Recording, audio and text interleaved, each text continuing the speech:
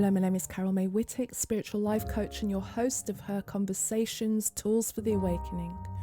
HER is an acronym for Higher Energetic Resonance.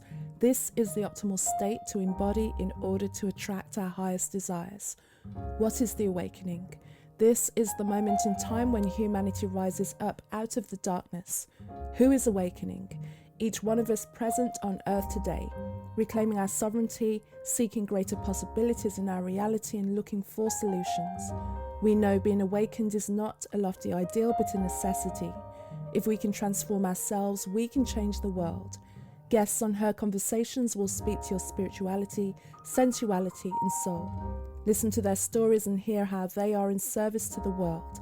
Let their words and these conversations embolden and inspire you. Before we get into this week's episode with Shannon Mondor, I'd like to share with you the ways that I can support you. Firstly, tune in to Her Inspirations, which is the sister podcast to this title. And each week in each episode, I take a deep dive with you into a different aspect of our spiritual and creative journeys. Also, if you join the mailing list, you'll receive emails with additional teaching points and resources for you to explore deeper on your own personal journey. Or if you're someone who's always wanted to be heard in the world, whether that means your own podcast, social media content, public speaking, or showing up in a bigger way in your life, I've created Your Awakened Voice for you. This is my course, which uses a holistic approach, acknowledging the intricate connection between your physical body, mind, and spirit. This course empowers you to discover and develop your voice. Or you may choose to work with me on a one-to-one basis if you know that there's a purpose in your life. My purpose is to support you in realizing that. In particular, I'm working with women over 40, helping you to trust your intuition, rediscover your innate creativity, and use your decades of wisdom to design your purposeful life. The links to all of my offers are in the show notes below. My guest this week is Shannon Mondor. She's a mentor, author, and TEDx speaker. She's created a collection of resources to help and guide people towards their best life, including her book, How the Hell Did I Get Here?, her podcast, Fulfillment in Faith, and her signature program for one-to-one transformational mentoring. During the episode, Shannon shares how she overcame her past and also now uses the knowledge she gained to help others release from their past and find the greatness within them to live in confidence, strength, and freedom.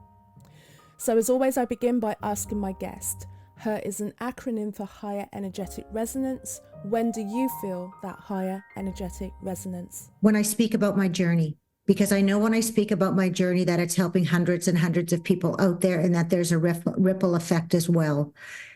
I get so much power in my body. The energy just flows right through me. And I get so passionate about what I talk about. And I could talk about that forever and ever and ever, because I know that there's so many other people out there that have gone through the exact same journey that I have. I'm the one that's willing to step forward and to talk about it and to give others around me strength to do so at the same time.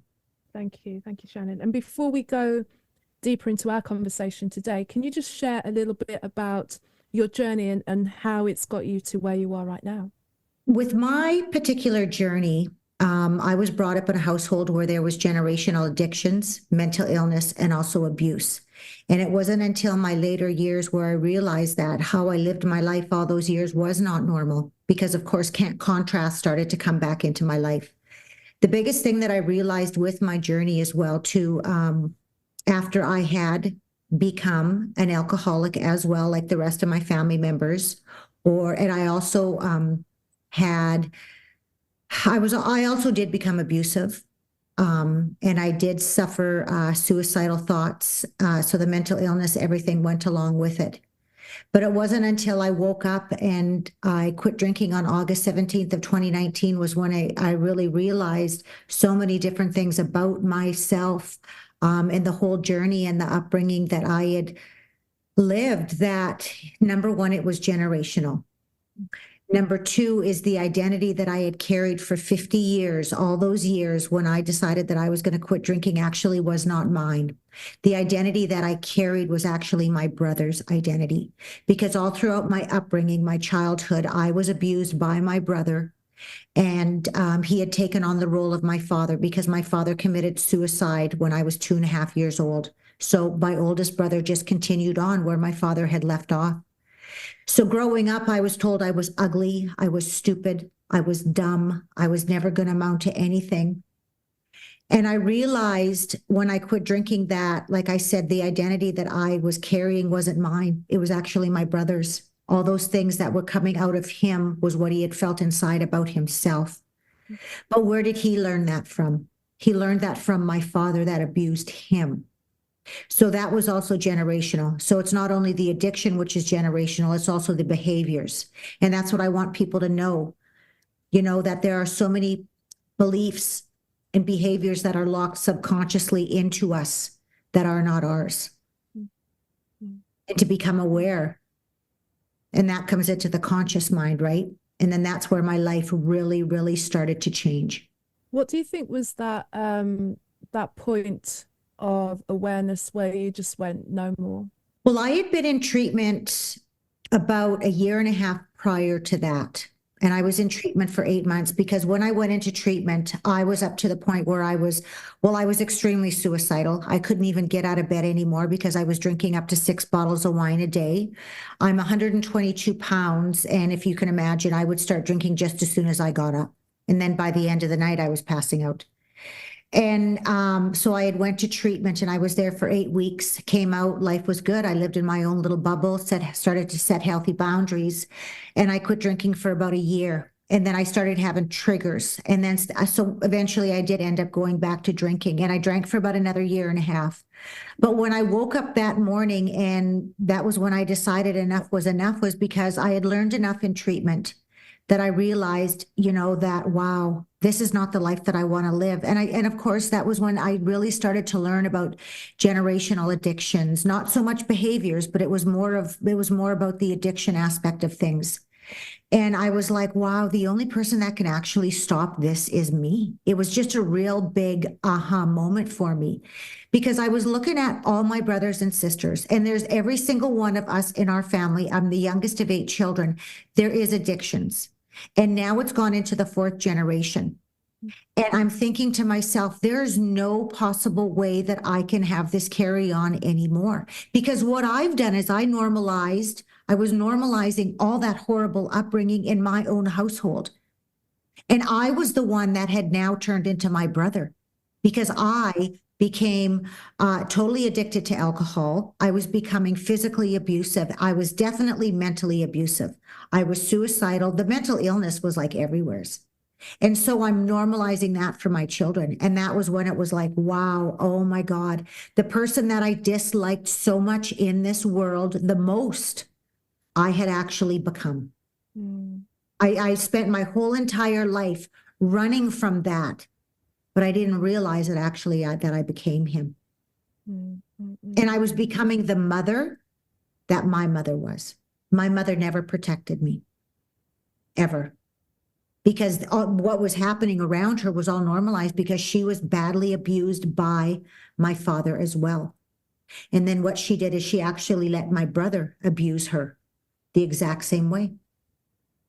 And that was when I realized, like, all these things that he was saying to me all those years and these beliefs that I was dumb and stupid, they were not true. They're lies. They were lies. And if I didn't change the way that I thought about myself, I was going to commit suicide. There was no question, because all of those feelings and emotions of lack, self-worth, all of it, they were all creeping back into my life again, like they were before I went to treatment. And I'm like, no, because that would just continue on into my children, just like it's continued on with all my nieces and nephews. Like I said, 4th generation that it's in now. And I'm stopping it with my children, with me. So my children, my grandchildren, my great-grandchildren, and generations on will never have to deal with this. What were some of the things that you recognized in the relationship that you had with your children that you started to see patterns of yourself? Like maybe you were looking at your children and seeing yourself in their eyes and getting flashbacks of you being a child in your own childhood. That's a really, really good question. And the biggest thing that I can honestly say is I was really instilling that lack of self-worth because I was always looked at, like you can't do this, and, always negative connotations towards me. And I was doing the exact same to them. And, whenever we would talk about something or whatever, I would relate to them. So what would people think? Because I was always brought up with that. What would people think? And I always had that shame within me. So I was instilling that shame within my children, or that they weren't good enough. I had expectations of my children, and they were not matching those expectations because I had so many expectations about myself because I was such a people pleaser, right? And yeah, I was just looking at all these things that I was instilling in my children, and I can see the damage that I've done now to this day. Absolutely, I have. And now I have to try and heal them from that. I have to instill in them how good they are, how beautiful they are, how much they're loved, like all of that. With them seeing the change or the efforts that you're making to shift from one thing to another, have you had conversations with them so that they can start to think, even if they don't fully grasp it, they can see that you've made like a huge effort to change and shift your life around as well? Because that will have an impact on them that they probably don't even realize how impactful that is and how it's shifted the trajectory of their life. Because most people come from backgrounds like that and go into adulthoods just going, well, my mum was this and my mum was that, and never seeing any redemption. So they're seeing you, literally do a 360 and like go, okay, we're backing out of this story. We're going into a different timeline. Have you had conversations with them about, the difference that you're making, and what does that look like as well? Because maybe that will give people, if not for yourself, like listen to how children are always watching, aren't they? What have you spoken to them about, or what have you heard back from them? So I have 4 children. And when I was at my worst, my oldest daughter would have been about 16 years old, and she's 25 years old now. And then my youngest, my son, would have been in kindergarten. So my 2 younger ones, they weren't really, they just kind of knew that mommy was sick, right? But then my 2 older daughters, they could see it. But as I've gotten better and I've healed and I've really gone inwards of who I am, and I've made a total, like you are correct, I have totally made a 360 change altogether. I've changed my friends, I've changed my lifestyle, I've changed everything literally about me. And setting all these different healthy boundaries, and they've seen all of it. I speak openly about my addiction, of course. I speak openly about how I was brought up. I've protected my children also from relatives as well, because they see addictions as well within the family members. So they are well aware. They know what is normal drinking, but I'm not even going to say what is normal drinking. What is social drinking? Because a lot of people define social drinking as like 1 a day or whatever. But you know what? I don't think society really knows what social drinking really is. I don't really think there's a true understanding of alcohol in itself. There's a real movement, and I had someone on a few months ago as well, Dupe, who she never got into addiction, but during the lockdown, her and her husband made a decision just to stop drinking because so many people were leaning into drink just to get through the lockdown.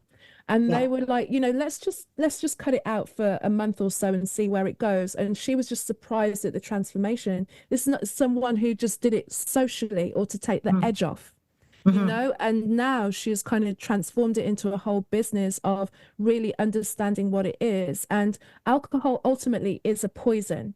It is, absolutely. Managed to like socialize the taking on as a poison as by way of numbing our pain. And because it comes in pretty bottles and with umbrellas and fruit and everything like that, it's all good, to the point that if anyone has never gone to addiction and just has been a social drinker and then chooses not to, everyone turns on them. This is how crazy it is in this society that if you go, do you know what, I'm not going to drink anymore, like especially in the UK, it's like, what's wrong with you? Were you boring? Like, where's your fun? And they think because you never had went to the extent where you went, where you were like literally waking up and just going for it all day long, that you never really had a problem. But there's this bubbling problem of everyone using a drink to take the edge off or to feel cool or to loosen up. So it's prevalent at whatever level you're doing it. It's a poison. And I think the more aware that there's a real movement of people coming up and speaking, people are still defending it, but it will fall away as we really start to understand what health is and how to look after our vessel. But, you know, I just wanted to respond to that part of what you were saying. And I agree with you on that 100%, because here in Canada, it is the exact same way. And just as soon as I quit drinking, all my friends disappeared. Right. So I realized then that my friendships were all based around alcohol. But at the same time, we had all these meaningless conversations and friendships as is. So that's fine, because I don't want that in my life. My life is so meaningful now. And I've got children that I'm raising, that I'm teaching them responsible behaviors and manners and how to be responsible with alcohol, with everything as well. And I also think too that when it comes to alcohol, if you are coping with any emotion and you are using alcohol, whether you're happy or you're sad, you're past the point of social as far as I'm concerned. Right. Because I look at myself, I have never been more happy, more joyful, more at peace now that I am where I am without alcohol. There's no comparison. I would never, ever jeopardize what I've got right now. And that is probably the biggest gift that I can also give my children as well, because they see me, how happy I am, how I speak openly about absolutely everything. I don't hide anything back. If I'm upset, I'll tell you. If I'm joyful, I will tell you. And that's the biggest thing with my children too, that I always say to them, how do you feel? If you're upset, tell me how you feel. Do not hold any of those feelings and emotions and suppress them, because that is what I did for 50 years when I finally quit drinking. And so they're very good. We have open conversations and we laugh and whatever. But you know, it really affected my oldest daughter. Absolutely, it did. And of course, with my second daughter too. But like I said, my two younger ones, they just kind of knew that mommy was sick. They don't really have a memory from back then, but now they see me and they're like, wow. And so many people come up to them and they're like, you know, you should be so proud of your mother. Like, look at where she was to where she is now, you know, especially after, you know, writing my book and then, you know, with my podcast that I've got, you know, and then my public speaking and just doing my TED talk on stage. And for them to actually see me in Las Vegas on stage and for me to do my TED talk, it was mind blowing, totally mind blowing, you know, so they are very much, very, very proud of me. I was going to save this till a little bit later, but because you brought it up, let's talk about the TED Talk and sharing your story. Because when I first connected with you a few months ago as well, you were just in the kind of sorting it out and getting everything to then step on stage and do the TED Talk, which you did at the end of January, which is like amazing. Like, you know, like we've never met and I'm like, I'm so proud of you, you know, just watching you do that. It's like, what was the feeling like of standing there and telling your story, you know, not, you know, just literally just telling your life story and doing it in such a big way? Like, what were all of the emotions? Like, tell me everything that was coming through you, how you were feeling about what you'd been through, and maybe even seeing how as all the things that you've been through made sense. When I look at my life, I'm like, for all of what it was, and now writing everything down in book form, it's like it couldn't have gone any other way. I would never have been who I am today. So you've got to the stage where you've stepped onto a TED stage and done it, which is, you know, a peak moment for any speaker. Tell me all about it. Tell me all about that. Well, I'm going to go back a little bit because you know, you look at your life like it's a journey, and that's the exact same thing as mine. I can see now how I've been divinely guided.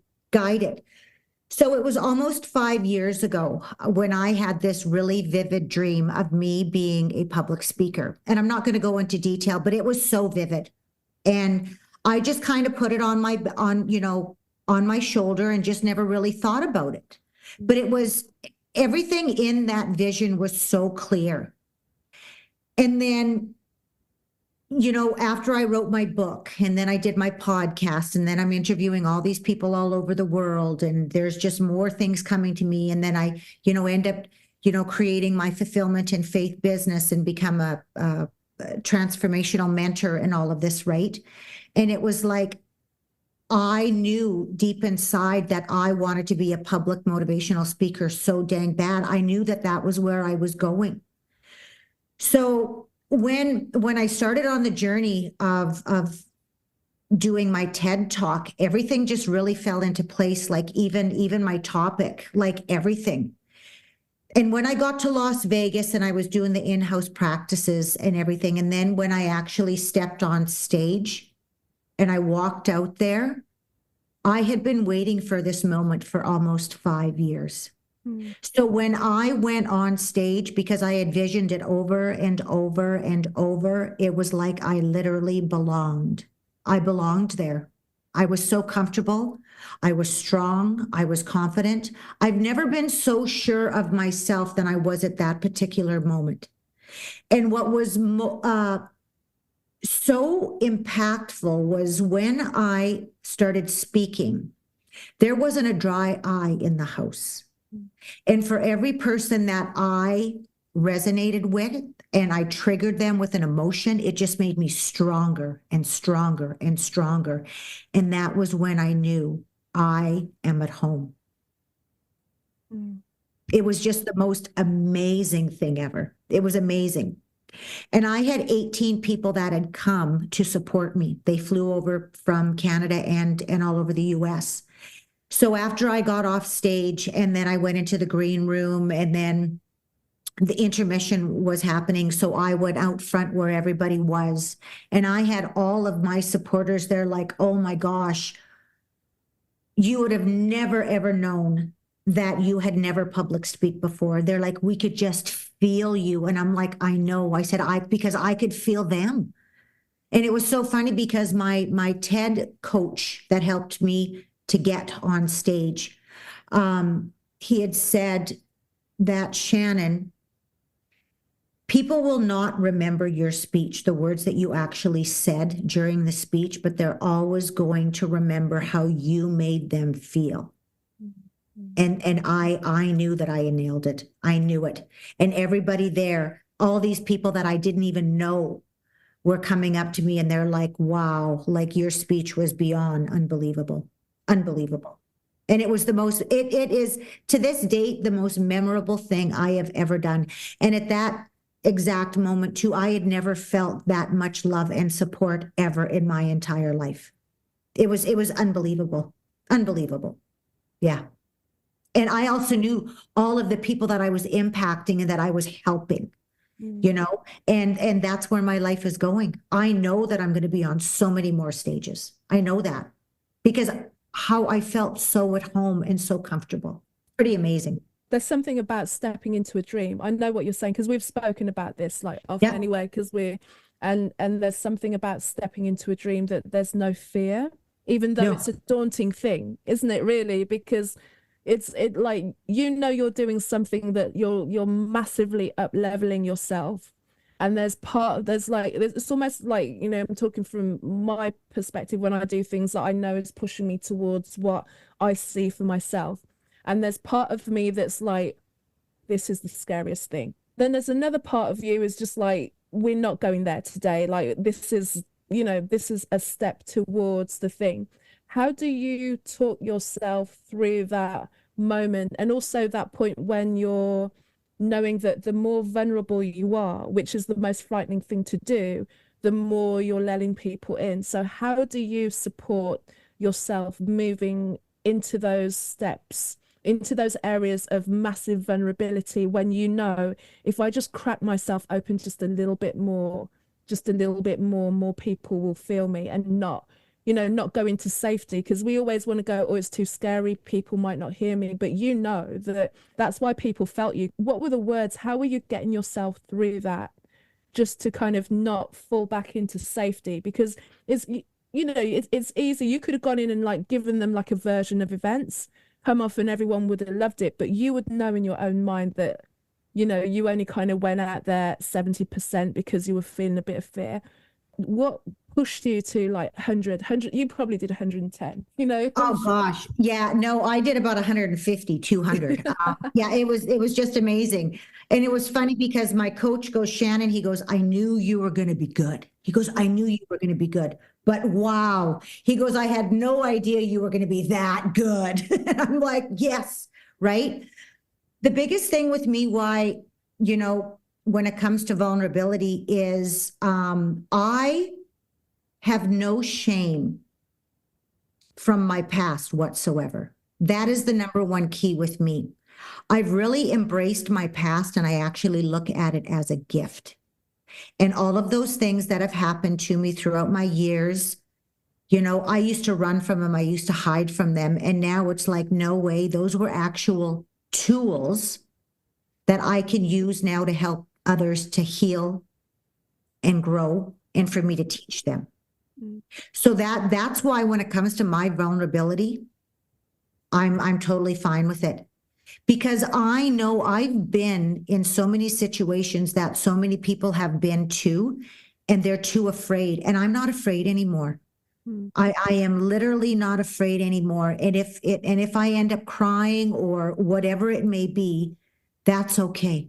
That's really okay, because there has to be more people like me that come forward. And obviously by what I'm doing, people are coming forward more and more and more and more. And so vulnerable to me is my superpower.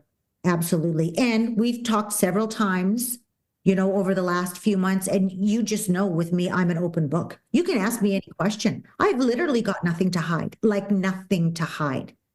You can ask me any question in any area of my life. But that's also because of the work that I've done within me, and I know who I am. I know where I'm going. I know what I'm doing, and I love myself. And there's nobody that can hurt me, because I did the worst damage to myself. I hurt myself the most. And I know that, and I accept it. And that's the one thing that I've also forgiven about myself. Talk about those two things. Talk about loving yourself and forgiving yourself. What did that look like, the journey to the place where you're at now? And I'm sure you're always pouring into yourself even more now, especially as you start to see how what you're doing is paying off, not just for your own transformation, but now for the ripple effect that it's having and will have, which is only just going to grow exponentially the more you do, for sure. Tell me about that. Well, the first part of me beginning to love myself was really starting to take responsibility and ownership of everything that I had done in the past up to that point when I decided that I was going to quit drinking. Because I had been playing a victim for so many years, and I'd been blaming others and others and others. And where was it getting me? It was killing me, is what was happening. And I knew that in order for me to go forward, I really had to sit with myself and say to myself, like, what is wrong with you? What is going on within you? Really, what's happening here? Because this was my life. It was nobody else's. And if anybody was going to love me, it had to start with me. But you don't really think about it until you actually hit rock bottom. Well, for me anyways, I'm not saying it's that for everybody, but it was me. I'd already hit rock bottom once, and I was going there again. And it was like, how many times was I going to repeat the cycle over and over and over until I was actually going to get it? Because the only person that could change it was me. So that was when I started to really dig deep, and it was like, oh my God, because I had hurt so many people in my past. I was hurting my children. I was hurting my husband. I was blaming my husband for a lot of the stuff. I was blaming my brother. I was blaming my mother, but there's only a certain point where I could blame. Then it was like, no way. Like I'm letting these people infest my brain, my every waking moment. When is it when I need to take responsibility and say enough is enough is enough is enough? And so that's what I did. You know, and I had to go through everything literally with a fine-tooth comb. You know, I had to forgive myself for treating my children and my husband and everybody around me. I had to forgive myself for letting this go on for so long. But I also had, once I could forgive myself, then I could also see, because at that time I could only see about like an inch in front of me because I was in so much denial. There was so much hurt and so much anger and so much hatred within me, right? And it was just spewing out of me. But then once I started to look at myself, then I could actually look at my brother. And I was like, oh my God, how he was feeling. It's the exact same way I was feeling.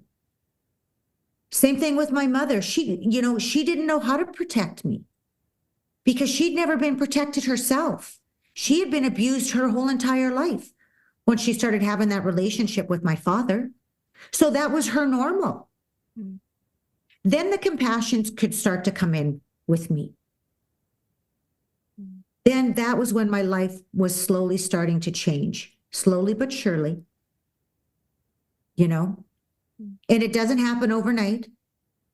You know, there was a lot of breakdowns, and you cannot have breakthroughs unless you have breakdowns. And let me tell you, I've had many, many breakdowns. Mm-hmm. Best thing I could have ever done. And that's why, you know, why vulnerability is such a strength of mine, because like I said, I'm not afraid of it anymore. Because if I do have a breakdown, I know, oh my gosh, that's another awakening in me. Oh my God, this is something else that I can teach somebody. I just experienced this for a particular reason. I'm a deep thinker like that. Mm-hmm. Very deep thinker. Mm-hmm. You know, why is this happening to me? How did I create this? Because I know now too that whatever happens within my outer world, it's because it's something happening within me. I create my world. And if I don't like it, then I got to go inside and I got to change it. Especially when it comes to triggers from my past. What is it that I haven't dealt with from my past that I need to deal with now? Because if I don't, it's just going to repeat itself over and over and over. Who were some of the people that started to open your awareness in terms of whether that's spiritually or coach wise? What were the first things that you started to look into? Is it a spiritual background? Is it religious background? Is it books that you read? Is it things that you listened to? What were the things that started to give you a glimmer of hope that it was possible, you know, however many years it was going to take, that started to open you up to the possibility that you could change? Because I think it's not only just that people want to change. Everyone wants to change, but the ones that really start to get on the journey and stay on the journey are the ones that believe it can happen and have a glimmer, like you had the TED Talk dream of like, this is something that I want to do, and you're going to stick with it even though it takes 5 years for you to get there, which is probably why it's such a joyous moment. You're like, I've waited 5 years for this. I'm not going to mess it up by being scared, you know? Exactly. So, and that's exactly what I was thinking, because prior, like I'm talking the day before my speech, me going on stage, fear starting to creep in me, right? And I'm thinking, and then I would be, no way. Like, are you kidding me? I've got control of this within my mind. Like, that's my ego getting in the way here. No way. You know, so I would literally sit down and have conversations with myself. And what are you trying to sabotage yourself? Right. You've waited for this and you've practiced and you've done this hard work.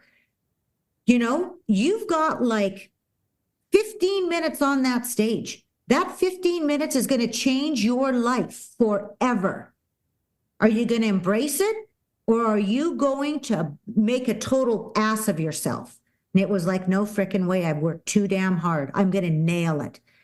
And I would say that to myself, I'm going to nail it. And every time a little negative thought would come in, I'd be like, no way, man. I'd say to myself, you're going to nail it. You're going to nail it. You're going to nail it.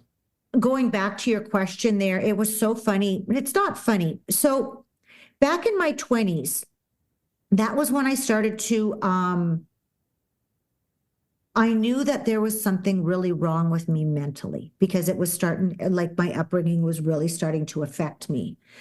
So I started to go see counselors back then, because I had major depression as well too, right? And for me, this is now I'm just talking for me personally. Counselors only helped me to some point because all they wanted to talk about was my past, my past, my past. Well, I can only talk about my past for so long, right? Like I need tools. I need something. Like give me guidance, give me something. You know, and I got sick and tired of talking about my abuser and the way that I was brought up and like, it's like, okay.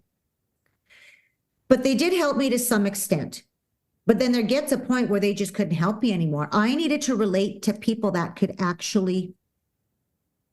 had gone through the same experiences that I had gone through.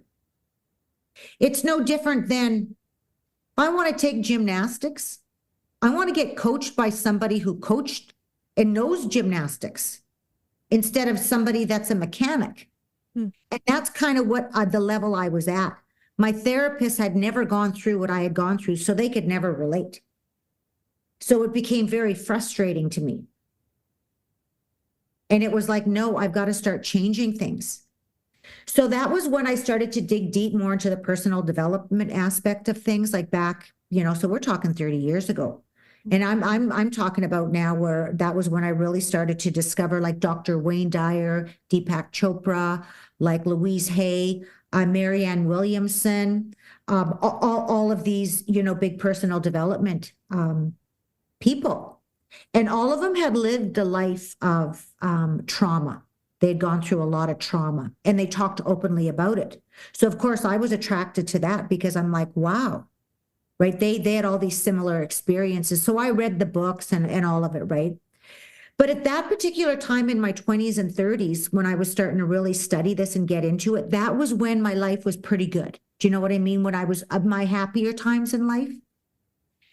But what I didn't, and like, yeah, I could manifest things and all this other stuff, right? Like that was when I was starting to learn about all this stuff, like you've got control, within your mind and vibration, and you are who you attract and all of that, right? But I didn't realize when you really, really need personal development is when you're at your lowest time of your life.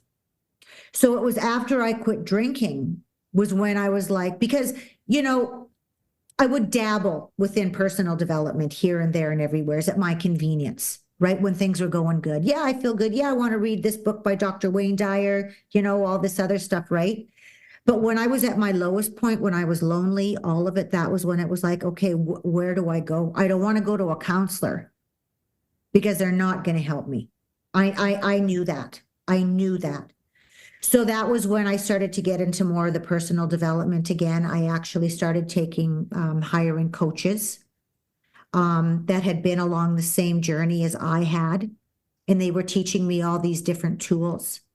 And that's really how I started to really dig deep into like, wow, I can change everything within inside me. And then that is where my outside world is coming from. And then I'm very, very, very spiritual. And I believe in the universe. And I also believe in you need to ask whatever you want and it will come to you. And that has been proven to me over and over and over. And also through all these different, tools is also, I learned to have the belief and faith within myself. And that is the biggest thing. That is the biggest thing, is having that belief. And just that knowing within me now. That's why I don't have fear at all anymore. That's why my vulnerability, I'm totally okay with it because I know who I am. That's why, if I want and desire something out there, I just put it out there. And I take that desire and I take that action to go towards it. And that faith, it's coming, it's coming, it's coming. And my kids see that within me too. And I'm trying to instill that within my children as well. But that's a little bit more difficult because they're like, oh, mom, sick of your positivity or whatever it is, right? Mm-hmm. So that's my next journey is I'm actually going to be writing a book regarding that because there's so many, like I just look at my one daughter that's 20 years old now, and she's actually, I look at her and I'm like, I got to write that book. I have to write that book to change her mind frame on so many different things because we live in a negative world.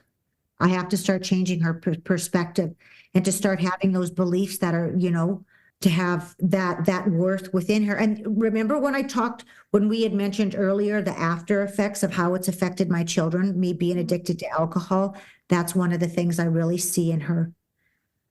She devalues herself. She has that lack of self-worth. And where did that come from? That came from me. I instilled that in her. And now I'm trying to deprogram her from that. And the world's not helping as well. No. The kids of that generation, my heart goes out to them as well, because there's, if their home's not stable and then they're going out to the world, they've all got smartphones and they're being told all of these things that I can't even imagine when you're still trying to form your own person. Like, who am I? What do I stand for? Like, I didn't even start to really figure it out until I was like in my 30s, going like, I knew I wanted stuff, but it didn't start to really take root until that point of time. And even then, there was still so much more to go. But at least the only thing that I had to battle with in terms of the world telling me that I wasn't good enough were like airbrush photos on magazines and like, music videos, and at least it wasn't around me 24/7. Whereas now they just have to swipe and it's there telling them that they're not good enough, and they're looking at images that are not even human, and trying to measure up to that. Like, it's hard. It's hard. Well, and TikTok is just mind-blowing. Wow, yeah. Like, if you don't have this particular example face foundation, it's like everybody's got to have it, and it goes viral, so, oh, Mom, can you get me this foundation because it's already going viral on TikTok, before it's sold out everywhere from Sephora, it's little things like that. And it's just like, really? Really? You don't have that foundation. Does that mean that you're not good enough? That you're not a part of this craziness that's being created out there virtually? It's ridiculous. See, and that's why it's so important, that I teach these things to my children. It's not about what's on the outside that matters. It's about everything that's on the inside. Because then you will know that, you don't need that foundation to make you beautiful or make you feel like somebody. There was a craze about this water cup that everyone's gone crazy for. And this it was all over TikTok, where they're getting all these influencers that have like different colors of this water cup, apparently like $45 each. And then they were showing pictures of girls where their parents had given in and bought them this water. It's like transportable water cup. And they were screaming like, oh my God, I can't believe it. And kids were getting bullied if their parents went out and bought them like a cheaper version, and it all came from social media. But also the parents were kind of giving into them, because the kid was like, if I don't have this water cup, then like everyone's going to pick on me. But what you're doing for the next generation, and the fact that you're really getting that, knowing that you've got to do the next thing, because I think it's the responsibility of us all who can see it, because they're just growing into it. They don't know anything different. They don't know anything outside of it. But at least we have an idea of what the world was like before the internet was just kind of pumping you with all this stuff. Even though we're still healing from our own stuff, we've got a responsibility to really put a stop to it and bring them back from, save their souls, really. It's that serious, I think. And I'm not saying that having nice things or say trendy things is a bad thing. But what I do want my children to understand is, because I've been there. I used to be so materialistic back in the day when I was a people pleaser and a chameleon, and I want everybody to like me. I wanted people to like me. So of course I had like all the brand names, like I had everything, but I had it for the wrong reason. I had it so, number one, people would like me. Number two, so it would make me feel better, or I thought it would make me feel better, and for me to fit in. And yeah, like I have brand name stuff and everything now, but it's for a different reason. It has nothing to do with me people pleasing or any of that. It's because I genuinely want it. I want it. I like it. Because I would buy stuff back in the day. I didn't like it, but you know what? Everybody else had it. and for me to fit in, total difference. And that thing is not going to make me happy, where I thought it would before. It's going to make me happy. But of course, just as well as I do, it's the high of buying it. And then once you have it, it's like, oh, big deal. Didn't make me happy. So you're looking for the next best thing, So it's kind of like another hit, another high you're looking for. No, now when I buy something, it's because, oh God, I truly like it and I enjoy it and I'm using it, and it has nothing to do with anybody else. Total difference. And that's what I want my kids to understand. You don't have to have that thing to fit in. Just like even when it comes to, the whole alcohol aspect of things, and I'm teaching my children, be your true, authentic self. That's all I'm asking of you. There's going to be lots of times out there where people aren't going to like you, and that's fine. But there's going to be so many wonderful people that do absolutely love you. And those are the people that, be your true, authentic self. And those people will come to you. Because just as soon as I got rid of all the toxicity in every area in my life, oh gosh, I got rid of all of that. But the most amazing and beautiful people are in my life now that truly love me. I can be myself, whatever. And that's the one thing that they need to understand. I don't want them walking into a party thinking that they have to have a drink in their hand to be somebody. You can be somebody without it. And I'm very thankful because none of my children are, they all go through, up in Canada, it's parties are big, even when they're in their, they start in their latter part of their junior high school, which is like grade 9.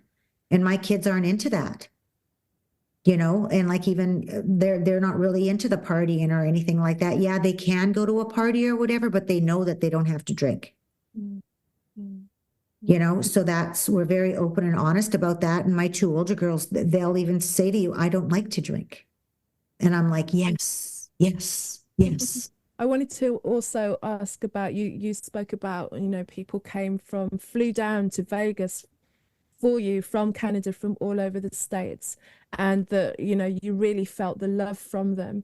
How is that in contrast, like feeling that, and then in contrast to the relationships or the codependent attachments that you had in those, those days when you were working your way through? How did the shifts happen? Like you're saying, as you become more vulnerable, as you can become more true to yourself, you notice that space is made, certain relationships just can't go with you. Exactly. And new people come in. What were some of the like pivotal things that stick out for you when you started to change and you saw that, hey, I'm changing, this relationship can't change? And how has it transformed the relationship that you have with your husband? I got to say, it was a real eye opener after I wrote my book. And when I wrote my book and I read it, and I was like, oh my gosh, for all the things that had happened in my book that I was so real and raw that I talked about. And of course, I didn't leave anything out of my book. It was like, is this normal? Like, do other people go through all this as well? And I really had to sit and think about that, because I'm thinking like, oh my God, like my life was an absolute mess. And that was when I was like, no, you know what, for all the things that I've gone through, with the tumultuous relationships and, losing a baby and, having all these, letting people manipulate me and like lack of communication, like there's just everything in it, right? And I was like, wow. And that was a real pivotal moment for me, because that was when I realized, because I could see cycles occurring over and over and over again because I wasn't getting the lessons from it. And that's one of the things that I had learned, from taking all these different courses and life coaching and all this other stuff, is like, when the universe is trying to teach you something, it will always come back into your life until you get that lesson. That was huge for me. And then I could actually sit back and I could see all of these people in my life. And it was like, wow, I attracted these people. What's my lesson here? And the biggest lesson that I learned was I have to start sticking up for myself. Okay, there's healthy boundaries right there, right? Okay, so then a bunch of people fell off, right? They were meant to fall off because they were there in my life because I wasn't getting the lesson of sticking up for myself. Then, and one of the big things was too is, when I was a child, I was brought up in this little small town, and our family was judged. We were judged big time, and from the pillars of the community and stuff like that. Well, it just so happened that I actually married into a family exactly like that judged me my entire life. So I was looking at that aspect, and it was like, wow, they are treating me exactly how I felt when I was 2, 3, 4, 5 years old. What is my learning lesson here too? This is where I have to learn to stick up for myself again. I have to start valuing myself. I have to start being my true, authentic person that I actually am. And once I started to do that, I started to be open. I started to be honest about my feelings and emotions, about how I felt. That was when I could really see that it was like, wow, they made it all about them. It was all about the pillars of society. What are people going to think? What are people going to think? Oh my God, it's not about them. It's about me. That was another eye-opening moment. Uh-oh, you know what? It's time to set healthy boundaries. It's time to get that toxicity out of my life again. Then I pushed them all away. I didn't push them all away. They fell away, right? Because those are the type of people that wanted to control me. They loved everything about me when it was all about them, and I wasn't affecting their life. I was going along with their life. But when I started to resist and started to live my life and started speaking my truths, oh my God, secrets are starting to unravel. People, what are people going to think? I don't care what people think, right? And what was the feedback about the book, or did they not read it, or some of them? They read the book and they made it all about them. Right. Because what are people going to think? They were embarrassed for the fact that I was so open and honest about my addiction. And you don't do that in their minds. You don't put yourself out there, because what are people going to think? And now people are going to judge me. I never even thought about it once. I was like, wow, this is my story. This is my journey. This is my thoughts, feelings, and emotions from me as a child all the way up to where I am now, about how I felt and what got me into my addictions. And it had nothing to do with anybody else. And all I could think about is, if I could save one person that's going through the exact same thing that I am going through, then this book is absolutely worth it. I never even really thought about myself during that book. It was just, I was writing a story. I was just writing putting my feelings and everything out on. It wasn't until after, when my book was published and I was getting all this feedback, this negative feedback about them, that I realized, like, oh my God, this is crazy. This is crazy, which was a huge, huge learning lesson for me as well. And that's what gave me even more strength to become the woman that I am today, because that just dug deep into my soul. And I was like, this right here, this moment is huge. What am I learning from it? What am I learning from it? And I learned so many things from it. It's amazing how confronting the truth can be to some people. Oh, absolutely. Yeah, like, we'll gaslight you for your own story, and you're just like, or tell you that it didn't happen like that, because to protect their own idea of how they want to see, how they want to be seen. And through that, even though there was a lot of anger, there were so many emotions, there was so much anger, there was sadness, there was a lot of sadness, because I thought that, these people did truly love me. But in the end, I kind of look at the whole scenario now, and I've got a lot of compassion for them. I actually really feel sorry for them, because I don't know if they'll ever get to the state, which I hope that they would, to where I am now, because it just shows you how insecure these individuals really are, and how much fear that they've got within them, and it's just really sad. It's really, really sad, you know, but they're on their own journey, which is fine. You know, I'm on my journey and I couldn't be happier. And I'm excelling in so many different areas of my life, which everybody knows as well, too, right? So, you know, everything always happens for a reason. And I know that. And I just keep on pushing forward. And I just, yeah, just throw that love out to, you know, those people that are like that. And that's all you can do. And with your mentorship, just explain how you're doing that and how you're transforming lives through your mentorship. My business is called Fulfillment in Faith. And I've got my transformation program, which is a 6-month program where I work with you and I totally and completely transform your life. And this is where we talk about, you know, your identity and creating that version of you that you really want, you know, your goals, your desires, all of that. There's also, there's a dominant feeling that comes into play, which a lot of people don't realize that they have on a daily basis.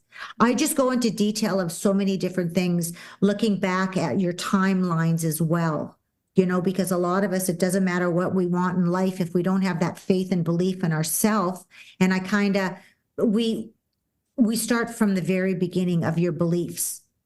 What's locked into your subconscious mind? What's stopping you? Why is this stopping you? You know, how is it stopping you? There's so many different areas. So and that's a 6-month program. And because you just don't transform like overnight. And I am creating, and of course, I've gone through that whole scenario. I've lived it. I do it every day. I practice it, right? And then I've got 2 other programs that aren't up on the website yet, but they are going to be coming up. And they are, the first one is called Awakening to Awareness. And that's the very, very beginning of when you do wake up, you know, like what my book is called, How in the Hell Did I Get Here? And the reason that I'm creating this is because it's the very, very beginning stages of when I woke up and thought to myself, how in the hell did I get here? I awakened to awareness. So that program, I go through everything with you from the very, very beginning stages. And that one is an 8-week program.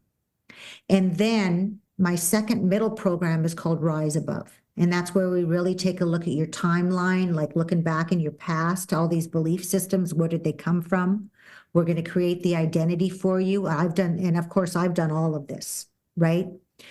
And it was funny because when I created my first program, like just came to me, and I created it within about 3 months. And then as I've continued on in my journey and stuff like that, like were always like, well, how did you get here? How did you get here? How did you get here? And finally it was like, you know, how did I get here?